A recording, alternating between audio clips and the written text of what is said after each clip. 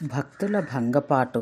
వటవృక్ష విషయం భగవాన్ సెలవిచ్చినదంతా రాసి ఆ ప్రదేశం కనిపెట్టాలని వెళ్ళిన భక్తుల భంగపాటు వివరంగా వినాలన్న కుతూహలంతో భగవద్ ఆజ్ఞానుసారం ఆ సమూహంలో ఎవరినడుగుదామా అని యోచిస్తుంటే ఈ ఉదయం తలవని తలంపుగా కుంజస్వామి మన ఇంటికి వచ్చారు.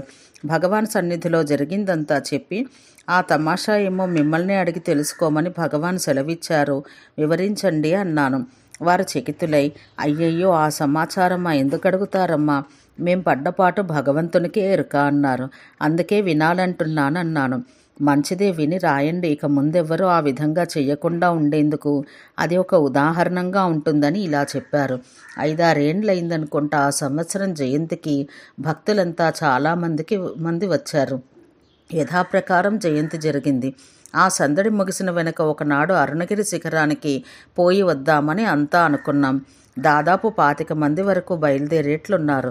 సరే, ముందు దినం రాత్రి ఇష్టాగోష్ఠి సమయంలో ఈ విషయం అంటే శిఖరానికి వెళ్ళి వస్తామని భగవాన్తో మనవి చేశాం. భగవాన్ ప్రయాణ సౌకర్యాలన్నీ చెబుతూ ఆ ప్రసంగవశంగా అరుణగిరి యోగి నివసించే వటవృక్షాన్ని గురించి తాము ఆ పక్కగా పోతూ ఉంటే జుంటీగలు కుట్టిన విషయాన్ని గురించి మొన్న మీకు చెప్పినట్టే మా అందరి ఎదుట చెప్పారు. అది విన్న వెనుక నాకు, మునగాల వెంకట్రామయ్య గారికి ఆ స్థలం చూడాలన్న కుతూహలం కలిగింది. కానీ భగవాన్తో ఏమీ చెప్పలేదు. పలాకొత్తుకు వచ్చిన వెనుక నేను, వెంకట్రామయ్య గారు కలిసి బయలుదేరి మురగనారు కళ్యాణ సుందరమయ్యరు, థామస్ అనే ఒక దొర, వారి స్నేహితుడు ఒక జమీందారు యువకుడు, ఇంకా ఎవరో నూతనులు 2 వాళ్ళను కలుసుకుని ఇందుకు అనుకూలంగా కూడబలుకుని మిగతా వారెవరికి మా ప్లాను చెప్పక కావలసిన సామానంతా తీసుకుని అందరితో పాటు బయలుదేరాం. తెల్లవారేసరికి టౌన్పై ఉన్న మెట్ల పక్కకు చేరాం. మా జట్టు 8 మంది మాత్రం కిందనే నిలిచి, మీరంతా ముందు నడవండి, ఇంకా 1-2 రావాలి, వారు వచ్చిన వెనుక మేమున్నూ మీలో కలుసుకుంటాము అని మాయమాటలు చెప్పి వారందరినీ ముందు పంపి మేము ఒక్కొక్కరం చల్లగా జారుకుని పచ్చయ్యమ్మ కోవెల వైపు నుండి అడ్డదోవన ఎక్కడానికి ఆరంభించాం. మాతో ఉన్న జమీందారు యువకుడు ఆ వటవృక్ష దృశ్యం ఫోటో తీసి భగవానుకు చూపుదామన్న కుతూహలంతో కెమెరా మెడలో కట్టుకున్నాడు. ఎక్కి చూస్తాం, ఎక్కడా వటవృక్షం కనిపించదు. పోని శిఖరానికైనా చేరుదామంటే అది గోచరించదు. క్రిందో మీదో తెలియక అక్కడే చుట్టి తిరుగుతూ అలసిపోయి ఒక చోట చిక్కుకున్నాం. కింద చూస్తే అగాధమైన లోయ, కూర్చునేందుకు ప్రదేశం లేదు. ఆనుకుందామంటే ఆధారం లేదు. పైన ఎండ. 12 గంటలైంది. ఈ సందర్భంలో వెంకట్రామయ్య గారికి గుండెదడ వచ్చి గడ్డిలో వాలారు. వారిని పడిపోకుండా 2 పట్టుకోవలసి వచ్చింది. మురగనారు అసలే కనిపించరు. ఏమా ఈశ్వరా అని వెతికితే వెనక పక్క నడవలేక పాకుతూ వస్తున్నారు. అందరి ప్రాణాలు అరచేతికి వచ్చాయి. ఒకరితో ఒకరికి మాట లేదు, మంతనం లేదు. నాకప్పుడు ఈ పని భగవాన్తో చెప్పకుండా నేనుగా చేశానే, ఇందరిని పిలుచుకుని వచ్చానే, వీరికి ఏదైనా అపాయం కలిగితే భగవాన్ సన్నిధికి ఎలా పోగలను అన్న ఆదుర్దా కలిగి, సరే ఆ విధంగా ఏదైనా జరిగి నేను జీవించి ఉంటే ఇలాగే సరాసరి ఉత్తరంగా పోతూ ఆహార పానీయాదులు వర్జించి శరీరం విడుద్దామని మనసులో తీర్మానించుకుని, ఏనాడు కామ్యంగా భగవానుని ప్రార్థించని నేను భగవానే ఈ అపాయం నుండి వీరందరినీ కాపాడవలసిందని హృదయపూర్వకంగా ప్రార్థిస్తూ నిలిచాను. ఆ వెంటనే ఎక్కడో కట్టెలు కొట్టే శబ్దం వినిపించింది. ఆ శబ్దం వచ్చిన జాడ అనుసరించి చూస్తే చాలా దూరంలో ఒకడు కట్టెలు కొడుతూ కంటికి గోచరించాడు. పిలిస్తే వినిపించదని మాలో ఒకరు పైబట్ట జెండావలే విసురుతూ వారిని ఇక్కడికి రమ్మన్నారు. అది చూసి అంతా పిలిచారు. మా గుంపులో 1-2 సూటుతో ఉండడం వల్ల ఫారెస్ట్ ఆఫీసర్లు అనుకుని వాడు పరిగెత్తసాగాడు. నేనప్పుడు పెద్ద శబ్దంతో, ఆశ్రమవాసులనరా, డబ్బిస్తాం, భయపడకు, రమ్మని పిలుస్తూ నా కాషాయం చూపాను. వాడప్పుడు నమ్మి నా వద్దకు వచ్చాడు. అప్పటికి మేము వటవృక్షం మాటే మర్చిపోయాం. శిఖరానికో 7 దొనలకో చేర్చరా బాబు అన్నాం.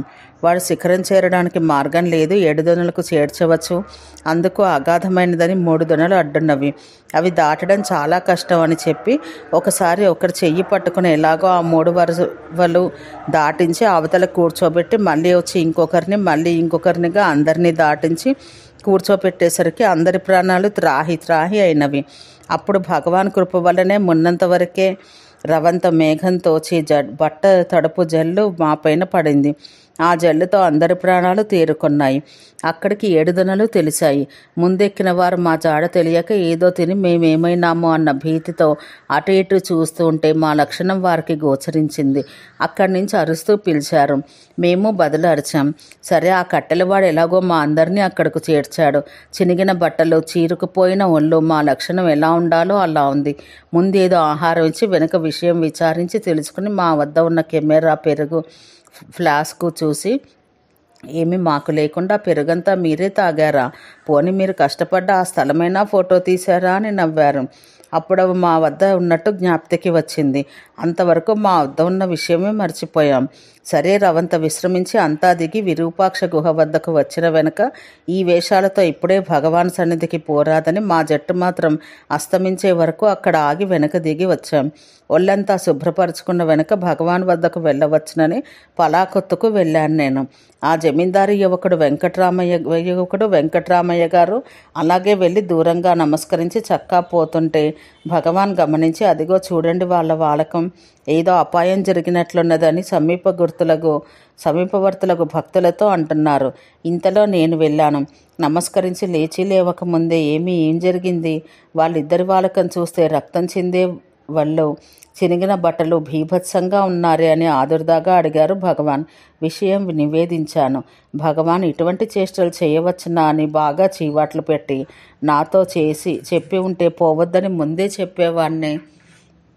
మహాత్ములుండే స్థలాలను గురించి శోధింపదలచడం తప్పు కదా. తలవని తలంపుగా ఆ దారి తొక్కితేనే నన్ను ఈగలు కొట్టి బాధించాయి. మళ్ళీ అటు పోదామన్న తలపే నాకు కలగలేదు. ఆ స్థలాలను గురించి మీతో చెప్పడం నాదే తప్పు అన్నారు భగవాన్. నేనప్పుడు చేతులు కట్టుకుని, భగవానే పొరపాటైంది. ఈ కొండ మీద విశేషాలన్నీ భగవాన్ సెలవిస్తుంటే విని అవన్నీ పరిశీలించి చూడాలన్న కుతూహలం ఉండేది. నేటితో అది తీరిపోయింది. భగవాన్తో చెప్పకుండా వెళ్ళదలిచినందుకు ప్రాయశ్చిత్తమైంది. ఇక మీదట ఇటువంటి పని చెయ్యము అని క్షమాపణ చెప్పుకున్నానమ్మా అన్నారు కుంజుస్వామి.